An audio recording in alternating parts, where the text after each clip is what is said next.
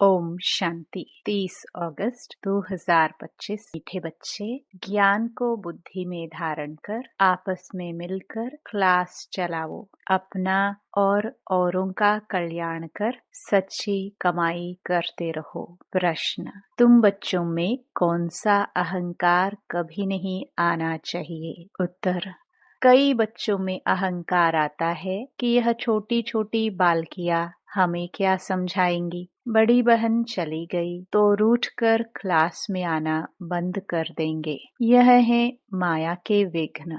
बाबा कहते, बच्चे तुम सुनाने वाले टीचर के नाम रूप को न देख, बाप की याद में रह मुरली सुनो। अहंकार में मत आओ। ओम शांति। बाप बैठ बच्चों को समझाते हैं। अब बाप जब कहाँ जाता है तो इतने बच्चों का एक जिस्मानी बाप तो हो नहीं सकता। यह है रूहानी बाप। उनके ढेर बच्चे हैं। बच्चों के लिए यह टेप, मुरली आदि सामग्री है। बच्चे जानते हैं अभी हम संगम युग पर बैठे हैं पुरुषोत्तम बनने के लिए। यह भी खुशी की बात है। बाप ही पुरुषोत्तम बनाते हैं। यह लक्ष्मी नारायण पुरुषोत्तम है ना। इस सृष्टि में ही उत्तम पुरुष, मध्यम और कनिष्ठ होते हैं। आदि में है उत्तम, बीच में है मध्यम, अंत में है कनिष्ठ। हर चीज पहले नई उत्तम, फिर मध्यम, फिर कनिष्ठ अर्थात पुरानी बनती है। दुनिया का भी ऐसे है। तो जिन जिन बातों पर मनुष्यों को संशय आता है उस पर तुमको समझाना है। बहुत करके ब्रह्मा के लिए ही कहते हैं कि इनको क्यों बिठाया है, तो उनको झाड़ के छत्र पर ले आना चाहिए। देखो नीचे भी तपस्या कर रहे हैं और ऊपर में एकदम अंत में बहुत जन्मों के अंत के जन्म में खड़े हैं। बाप कहते हैं मैं इनमें प्रवेश करता हूँ। यह बातें समझाने वाला बड़ा अक्लमंद चाहिए। एक भी बेअकल निकलता है तो सभी बीके का नाम बदनाम हो जाता है। पूरा समझाना आता नहीं है। भल कंप्लीट पास तो अंत में ही होते हैं। इस समय 16 कला संपूर्ण कोई बन न सके, लेकिन समझाने में नंबरवार जरूर होते हैं। परमपिता परमात्मा से प्रीत नहीं है तो विपरीत बुद्धि ठहरे ना। इस पर तुम समझा सकते हो। जो प्रीत बुद्धि है वह विजयंती और जो विपरीत बुद्धि है वह विनश्यंती हो जाते हैं। इस पर भी कई मनुष्य बिगड़ते हैं। फिर कोई न कोई इल्जाम लगा देते हैं। झगड़ा फसाद मचाने में देरी नहीं करते हैं। कोई कर ही क्या सकते हैं। कभी चित्रों को आग लगाने में भी देरी नहीं करेंगे। बाबा राय भी देते हैं चित्रों को इंश्योर करा दो। बच्चों की अवस्था को भी बाप जानते हैं। क्रिमिनल आई पर भी बाबा रोज समझाते रहते हैं, लिखते हैं, बाबा आपने जो क्रिमिनल आई पर समझाया है यह बिल्कुल ठीक कहा है। यह दुनिया तमो प्रधान है ना। दिन प्रतिदिन तमो प्रधान बनते जाते हैं। वो तो समझते हैं कलयुग अभी रेगड़ी पहन रहा है, घुटनों के बल चल रहा है। अज्ञान नींद में बिल्कुल सोए हुए हैं। कभी कभी कहते भी हैं यह महाभारत लड़ाई का समय है तो जरूर भगवान कोई रूप में होगा। रूप तो बताते नहीं, उनको जरूर किस में प्रवेश होना है। भाग्यशाली रथ गाया जाता है। रथ तो आत्मा का अपना होगा ना, उसमें आकर प्रवेश करेंगे। उनको कहा जाता है भाग्यशाली रथ। बाकी वह जन्म नहीं लेते हैं। इनके ही बाजू में बैठ ज्ञान देते हैं। कितना अच्छी रीति समझाया जाता है। त्रिमूर्ति चित्र भी है। त्रिमूर्ति तो ब्रह्मा विष्णु शंकर को कहेंगे। जरूर यह कुछ करके गए हैं जो फिर रास्तों पर, मकान पर भी त्रिमूर्ति नाम रखा है। जैसे इस रोड को सुभाष मार्ग नाम दिया है। सुभाष की हिस्ट्री तो सब जानते हैं। उन्हों के पीछे बैठ हिस्ट्री लिखते हैं, फिर उनको बनाकर बड़ा कर देते हैं। कितनी भी बढ़िया बैठ लिखे, जैसे गुरु नानक का पुस्तक कितना बड़ा बनाया है, इतना उसने तो लिखा नहीं है। ज्ञान के बदले भक्ति की बातें बैठ लिखी हैं। यह चित्र आदि तो बनाए जाते हैं समझाने के लिए। यह तो जानते हैं इन आंखों से जो कुछ दिखाई पड़ता है यह सब भस्म हो जाना है। बाकी आत्मा तो यहाँ रह ना सके, जरूर घर चली जाएगी। ऐसी ऐसी बातें कोई सबकी बुद्धि में बैठती थोड़े ही है। अगर धारणा होती है तो क्लास क्यों नहीं चलाते? 7-8 वर्ष में ऐसा कोई तैयार नहीं होता जो क्लास चला सके। बहुत जगह ऐसे चलाते भी हैं, फिर भी समझते हैं माताओं का मर्तबा ऊंच है। चित्र तो बहुत है, फिर मुरली धारण कर उस पर थोड़ा समझाते हैं। यह तो कोई भी कर सकते हैं, बहुत सहज है। फिर पता नहीं क्यों ब्राह्मणी की मांगनी करते हैं। ब्राह्मणी कहाँ गई तो बस रूठ कर बैठ जाते हैं, क्लास में नहीं आते, आपस में खिटपिट हो जाती है। मुरली तो कोई भी बैठ सुना सकते हैं ना, कहेंगे फुर्सत नहीं। यह तो अपना भी कल्याण करना है तो औरों का भी कल्याण करना है। बहुत भारी कमाई है, सच्ची कमाई करानी है, जो मनुष्यों का हीरे जैसा जीवन बन जाए। स्वर्ग में सब जाएंगे ना, वहाँ सदैव सुखी रहते हैं। ऐसे नहीं प्रजा की आयु कम होती है, नहीं, प्रजा की भी आयु बड़ी होती है। वह है ही अमर लोग। बाकी पद कम जास्ती होते हैं तो कोई भी टॉपिक पर क्लास कराना चाहिए। ऐसे क्यों कहते हैं? अच्छी ब्राह्मणी चाहिए, आपस में क्लास चला सकते हैं। रड़ी नहीं मारनी चाहिए। कोई कोई को अहंकार आ जाता है, यह छोटी छोटी बालकियां क्या समझाएंगी।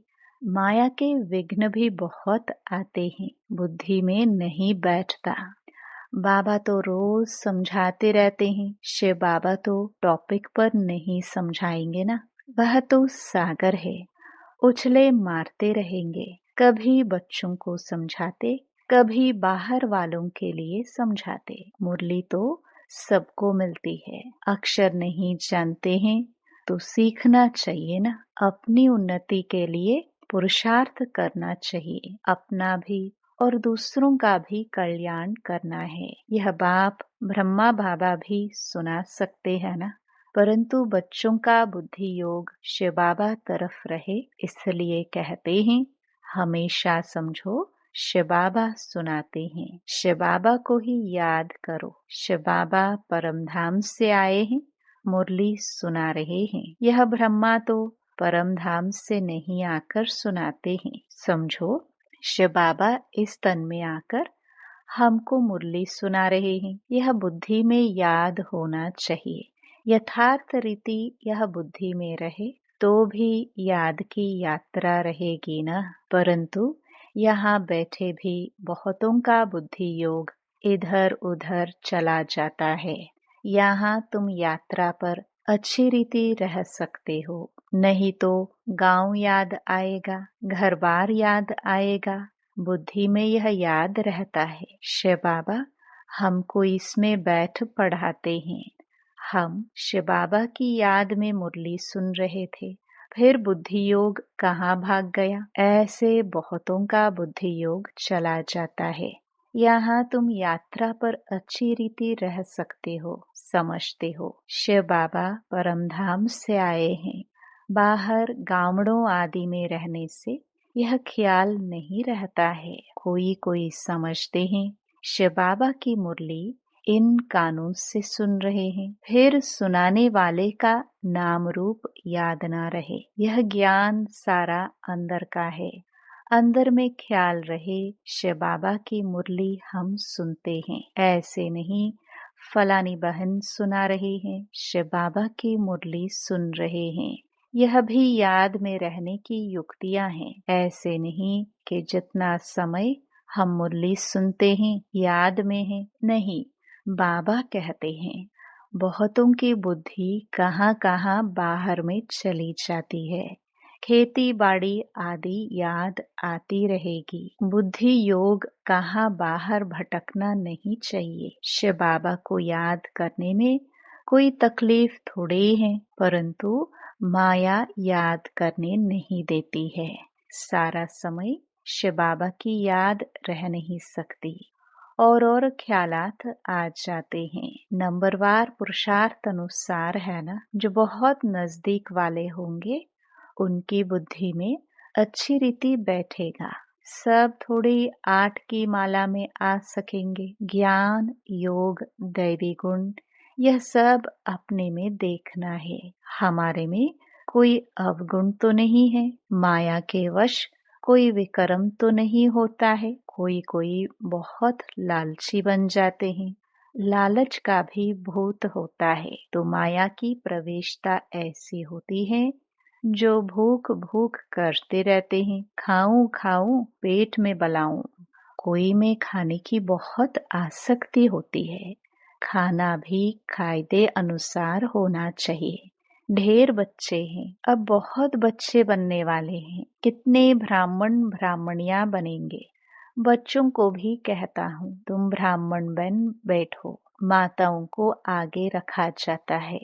शिव शक्ति भारत माताओं की जय। बाप कहते हैं अपने को आत्मा समझो और बाप को याद करो। स्वदर्शन चक्र फिराते रहो।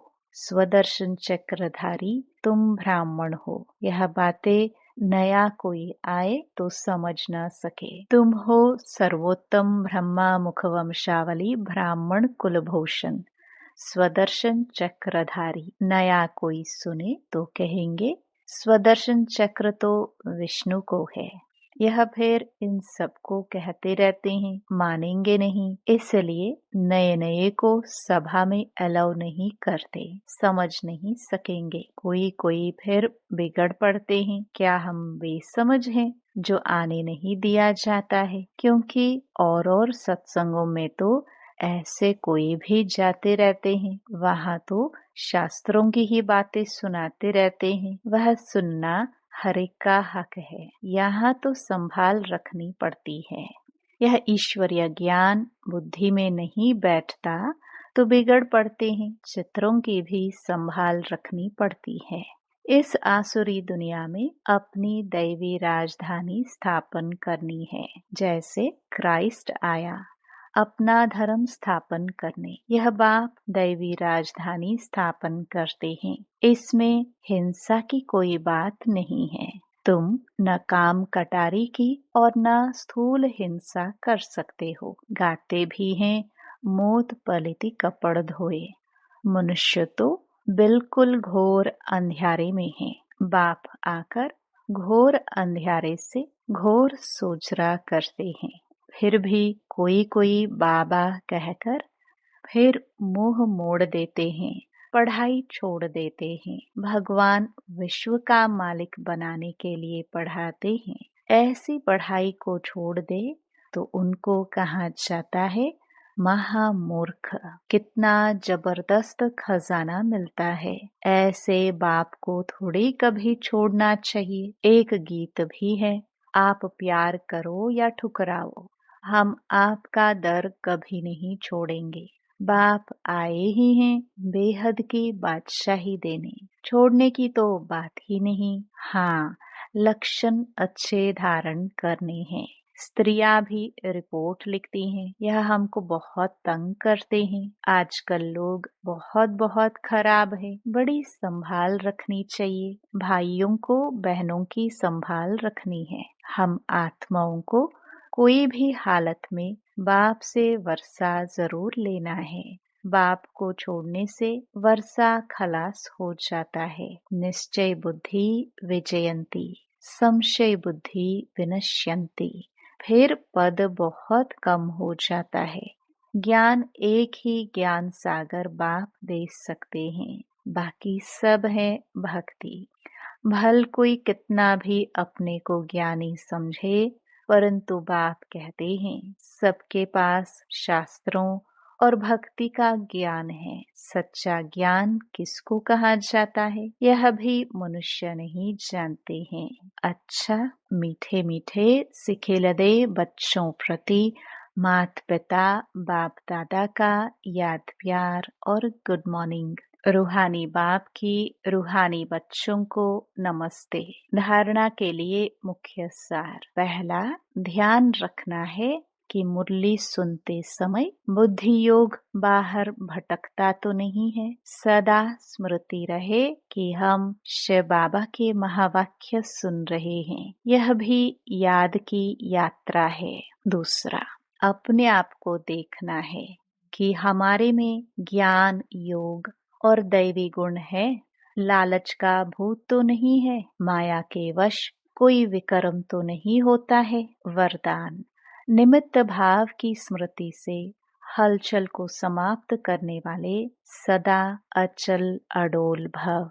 निमित्त भाव से अनेक प्रकार का मैंपन मेरापन सहज ही खत्म हो जाता है। यह स्मृति सर्व प्रकार की हलचल से छुड़ाकर अचल अडोल स्थिति का अनुभव कराती है। सेवा में भी मेहनत नहीं करनी पड़ती, क्योंकि निमित्त बनने वालों की बुद्धि में सदा याद रहता है कि जो हम करेंगे हमें देख सब करेंगे। सेवा के निमित्त बनना अर्थात स्टेज पर आना। स्टेज तरफ स्वतः सबकी नजर जाती है, तो यह स्मृति भी सेफ्टी का साधन बन जाती है। स्लोगन, सर्व बातों में न्यारे बनो तो परमात्म बाप के सहारे का अनुभव होगा।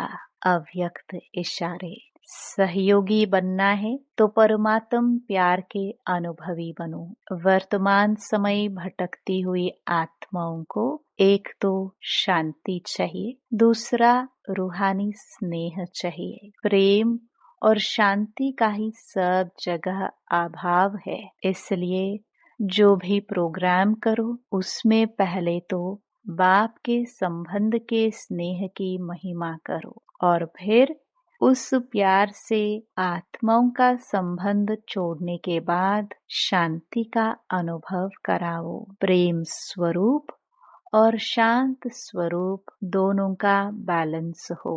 ओम शांति।